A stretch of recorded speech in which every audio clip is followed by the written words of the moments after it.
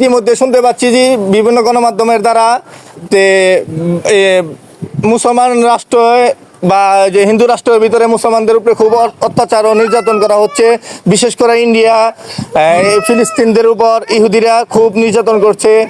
তো আমরা এই জন্য বলিয়াপুর যুব সমাজের উদ্যোগে পাশানিপাড়ার পক্ষে অল্প কিছু মানুষই আছি আমরা এখানে। তো অল্প কিছু মানুষ থেকে আস্তে আস্তে অনেক বড় হবে।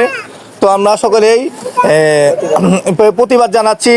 তো বিশেষ করে আমরা তো এমনি যুদ্ধে যেতে পারবো না, বা যুদ্ধে ডাক দিলে আমরা সকলে চলে যাবো। এখন আমরা তো যেতে পারতেছি না, ওই জন্য আমাদের বাংলাদেশে এখানে উপস্থিত থেকেই আমরা ওদের বিরুদ্ধে আমরা তীব্র নিন্দা ও প্রতিবাদ জানাচ্ছি। বা ইন্ডিয়ান ইহুদিদের যত পণ্য আছে এগুলা মোটামুটি সকলে বয়কট করেছি, এবং সম্পূর্ণ এখন আর এই পণ্যগুলো কেউ ব্যবহার করব না।